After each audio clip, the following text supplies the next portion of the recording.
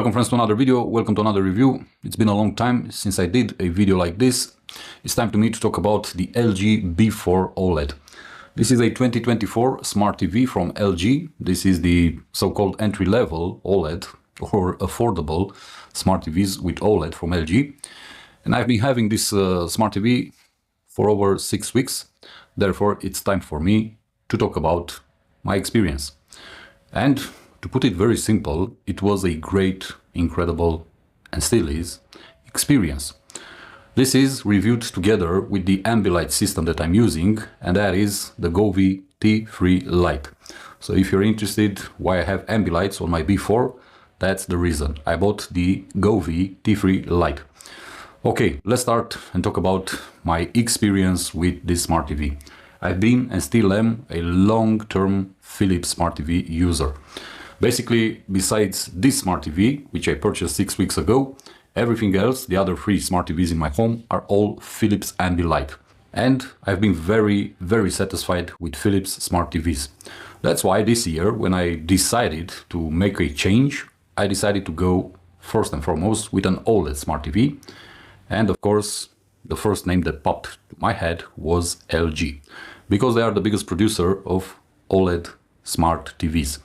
Therefore, I decided to take a look on the market to see what kind of models they have. And because I also wanted a bigger smart TV, upgrading from a 70-inch TV, I decided to go with the 77-inch smart TV from LG. Also, it was a very good deal in terms of pricing compared to specifications, compared to what it's capable to offer, and of course compared with also the smart panel, and of course with the smart features that this TV has included. Therefore, it was quite simple, quite logical. My other option was a bigger smart TV, an 86-inch, if I'm not mistaken, Hisense, but unfortunately I wasn't very satisfied with the color shifting on that one, and also with the viewing angles of that one when shifting from the center of the smart TV. Although it was bigger and it would have provided me a more cinematic experience, still I decided to go with the LG, although the LG is more expensive than that one. The LG B4 is a 2024 model. It comes with the latest and greatest that LG has to offer in this price range. You get a Alpha 8 Gen 7 processor inside. You also get WebOS 24, and they will apparently support software upgrades up to 5 years, which is great news actually.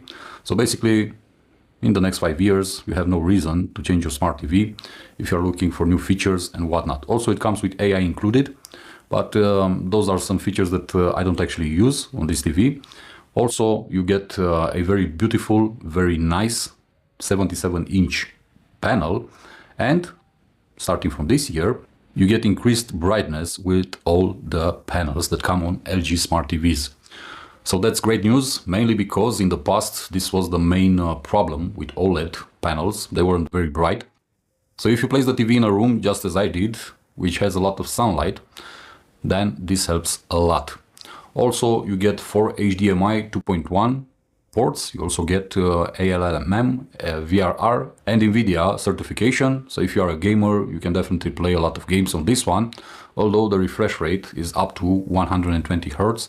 If you want more, you need to go to the C4 or to the G4, which are in a completely different price range. But with the price comes some benefits. You also get 2 speakers, 20 watts of power in total. But because it now supports AI, you get an option where, when using AI sound with the LG B4, you can actually get 9.1.2 virtual surround channels. And although it's a 20-watt system, I was very surprised by the quality of the sound and also by the power, because unexpectedly it's actually quite good.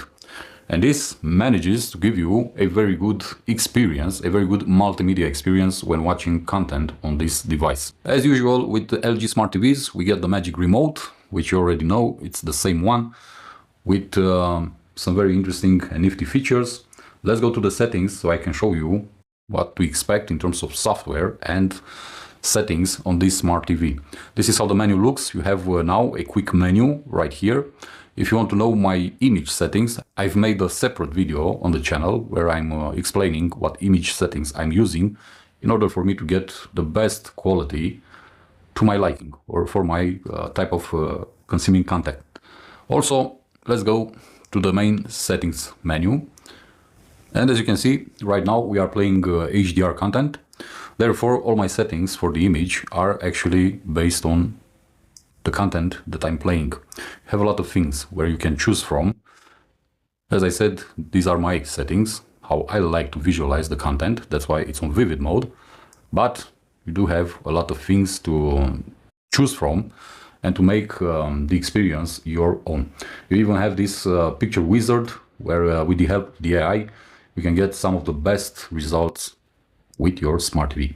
But I'm not using this, therefore we're gonna exit. And let's go to the advanced settings, where you have a lot of things to choose from, such as brightness, color, clarity.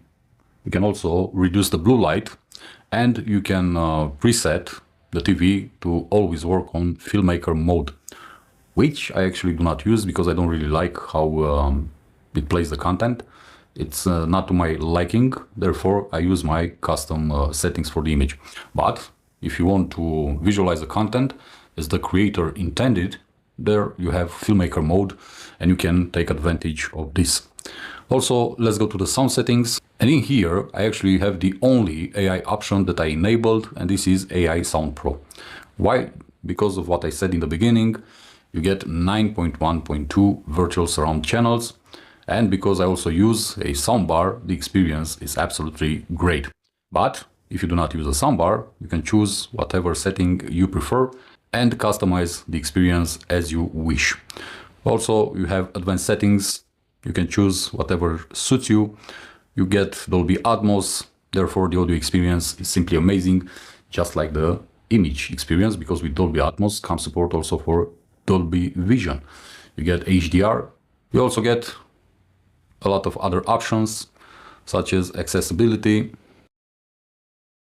always ready, which I do not use, AI service, where you can choose your AI services. And as you can see, you have Picture Pro, you have brightness, you have genre selection, you also have acoustic tuning, and the only one that I actually use is Sound Pro. But one thing to keep in mind, because I've mentioned this also in my image settings video, if you choose AI Picture Pro or any other image settings, you're gonna have a issue, a so-called issue, with the auto brightness of the panel. So that's why I keep it disabled, because I've seen the panel auto dimming by itself and I do not enjoy that thing. That's why if you buy this TV and you have an issue with the auto dimming of the panel, you need to check out the menu. You need to come here in this AI service menu and disable AI Picture Pro. At least this has worked for me with my B4, because in the beginning, in the first week, it was very, very annoying to sit, especially in the night, watching a movie, watching a football game, and seeing the panel auto dimming to quite very low levels.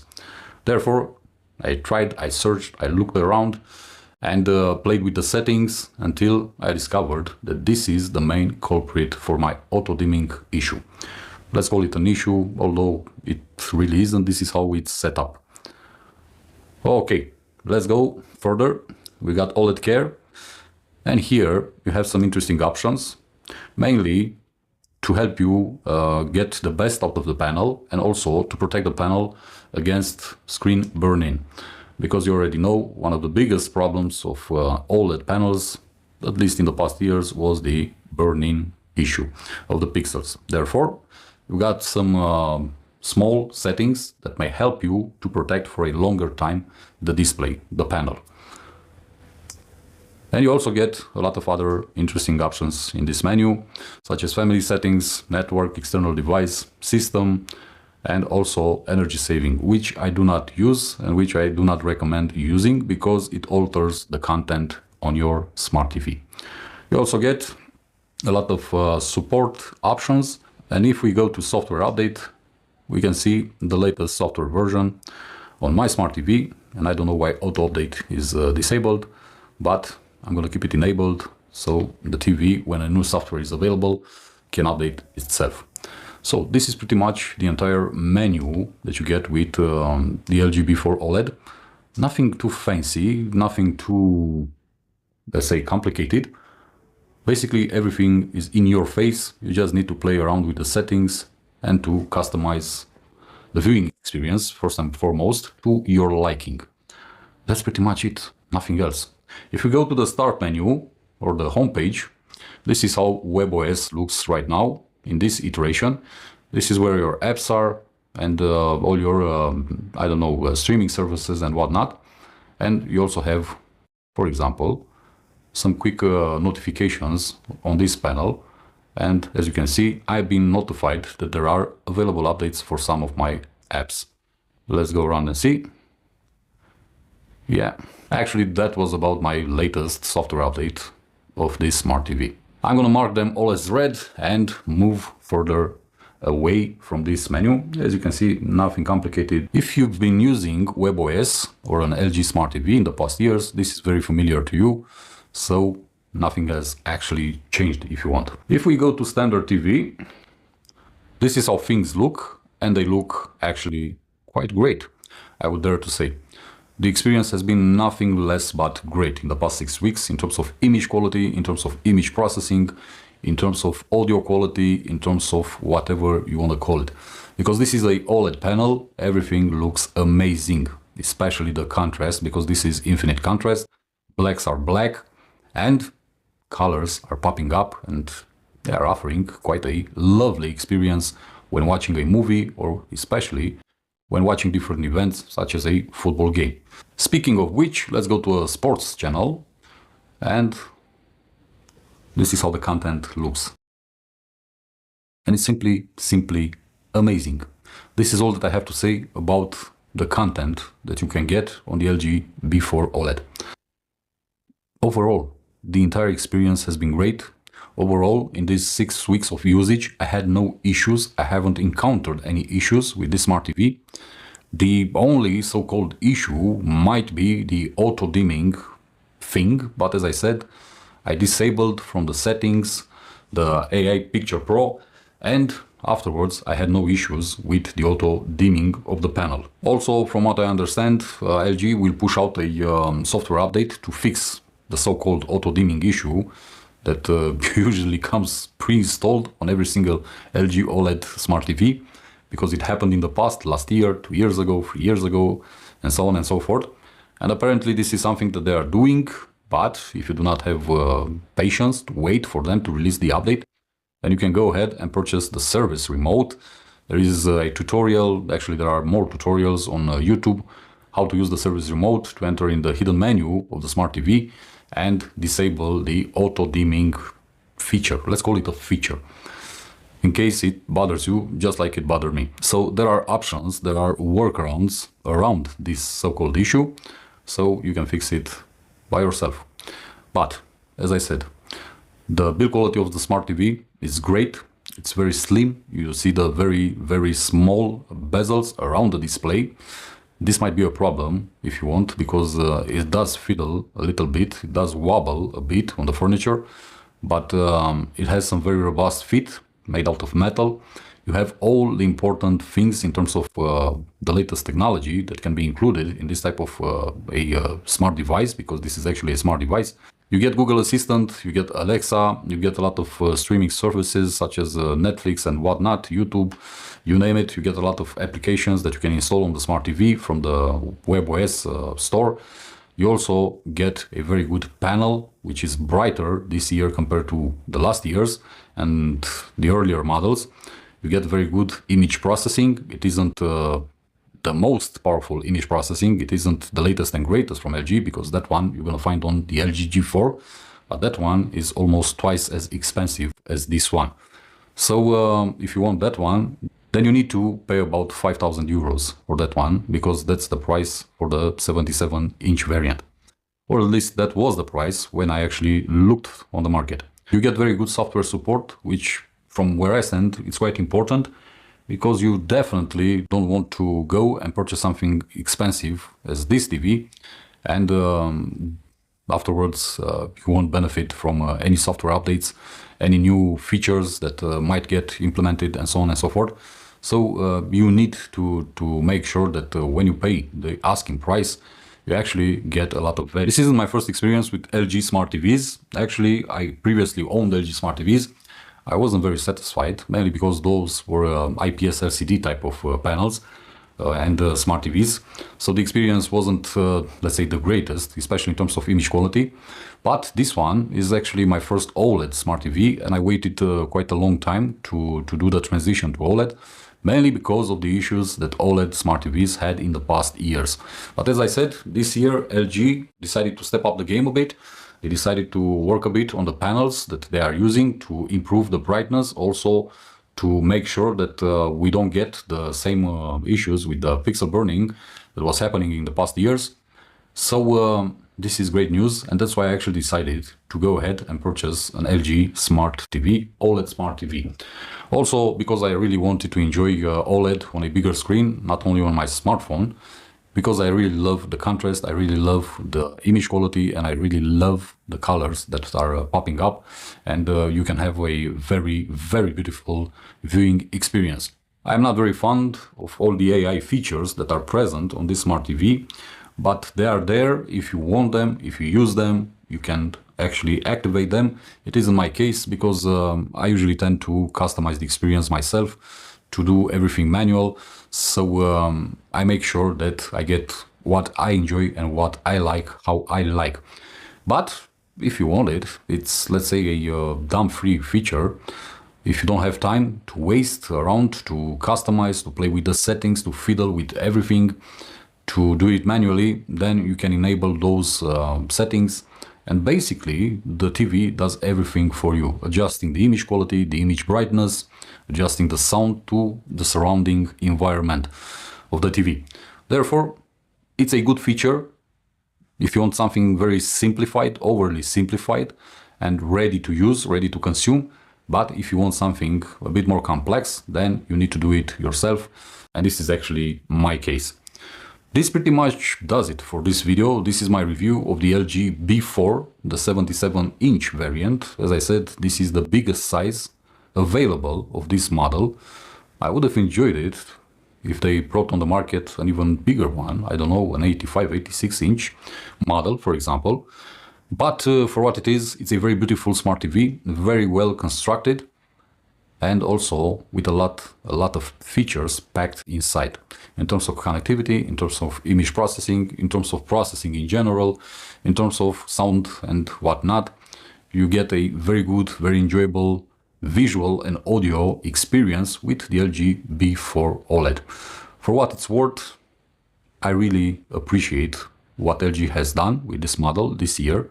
And of course, as always, the main question is if you want to spend this amount of money and to get this type of device, or you can go and look at the competition who has some very interesting offerings also, but they are not OLED and they cost a bit cheaper. But that's only up to you.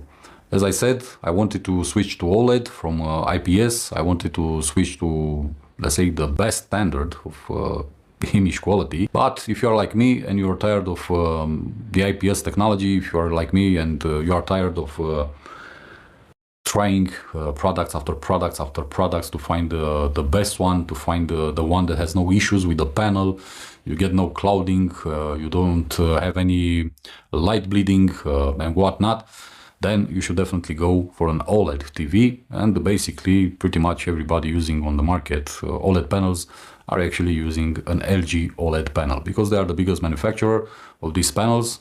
Philips uses them, Sony uses them. From what I know, Samsung also uses LG OLED panels on their smart TVs. Therefore, in my honest opinion, you cannot go wrong when choosing an OLED panel, because basically the panel is made by them. But the difference is made by each and every manufacturer with the features that they provide with their smart TVs. And according to your type of consumer, you have to choose which brand suits you best. After 6 weeks of using this smart TV, I consider myself to be very, very satisfied with my choice, with my decision to purchase this smart TV. Therefore, I can actually, as a regular consumer, not a tech consumer or tech reviewer, because my reviews are made from a regular consumer's point of view, I can honestly also recommend it to you. But the decision is yours. Therefore, if you have the opportunity, try it out in a shop, in a store, see how it looks, see if you enjoy the experience, and only afterwards, of course, decide if it's worth or not the money. From where I stand, it was worth every single cent. It was well spent money, and that's why I'm a happy user right now. This has been my LG B4 review after 1.5 months of usage. As always, my friends, thank you for watching. See you in the next one. Peace.